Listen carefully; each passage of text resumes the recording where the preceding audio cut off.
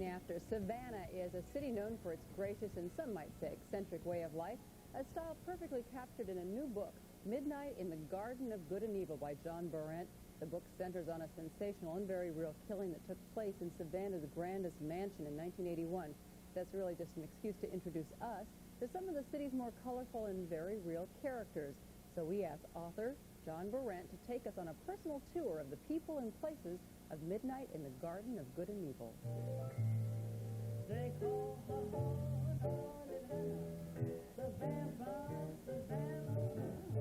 the meanest gal in town. I was seduced by Savannah.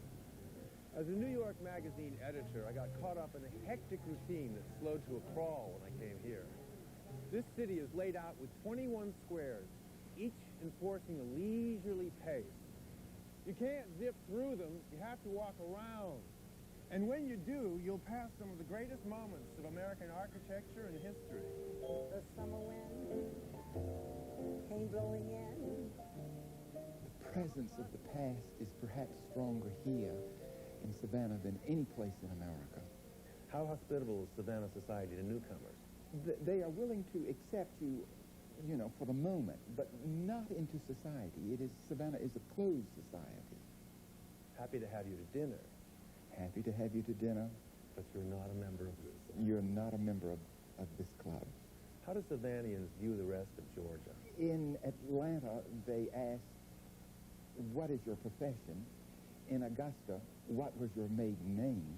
But in Savannah, what would you like to drink? All right, this is Chatham Artillery punch, tea, lemon juice, orange juice, maraschino cherries, and cubes of pineapple.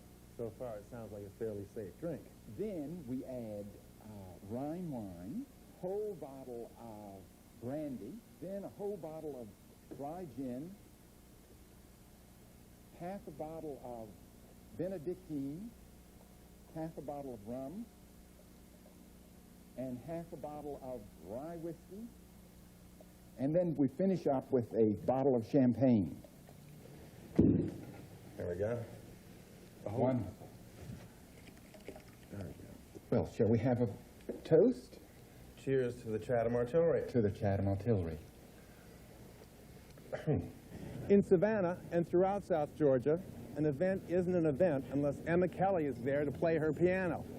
On a given day, she might race from a Rotary Club lunch in one town to a church social in another. And in between, all the state troopers know who she is. Pardon my southern accent, pardon my southern drawl. It may sound funny, but honey, I love y'all.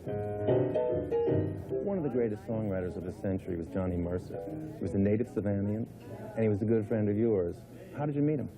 I was playing for a party and playing Johnny Mercer songs, and his nephew was there. He said, I think I'll call him and tell him about you. He came on the phone to ask me to play a song to prove that I knew all the songs. What was the song he asked you to sing?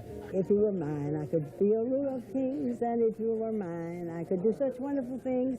Anyway, that sealed it, that I knew a song that meant a lot to him. That old black magic has me in it. This is Bonaventure Cemetery. It used to be a plantation, and what happened was that in the middle of dinner, the house caught fire. Well, all the guests simply took their plates outdoors and finished having dinner by the light of the burning house. And they say that if you listen closely at night, you can hear the clinking of glasses.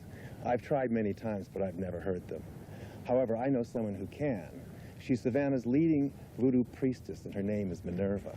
The main thing that a person wants when they're dead is what they craved when they was alive. We brought a pitcher of martinis, and why don't we share our martinis with William and Anna Aiken? I'm pouring it onto the head and to the heart. Tell me, you can drink all the liquor you want in a graveyard, can't you? And you won't get drunk. You will get the liquid, but they will get the fumes. So they don't give them too much now if you want some work done. What can I say about the Lady Chablis? I was parking my car, and she asked for a ride home. It was on the way that I discovered that this lady was really no lady at all, and in fact had once been named Frank. What does that spotlight do for you? once that spotlight hits you, then people are watching you, and you're in control, and you have to make them feel comfortable. Are you having a good time? You look petrified. You look like you're just scared as hell. What gets me going is finding someone out in the audience who would never, ever, ever expect that they would be in the spotlight. I know I look dark, but girl, yes, I'm a woman, and I'm a white woman, and I'm a pregnant white woman at that. I want them to laugh. People come to clubs to have cocktails and to forget about their problems, and I want to be a part of that. And thank you very much. So there you have it. It's the people, as much as the architecture and the vegetation, that made me fall in love with Savannah.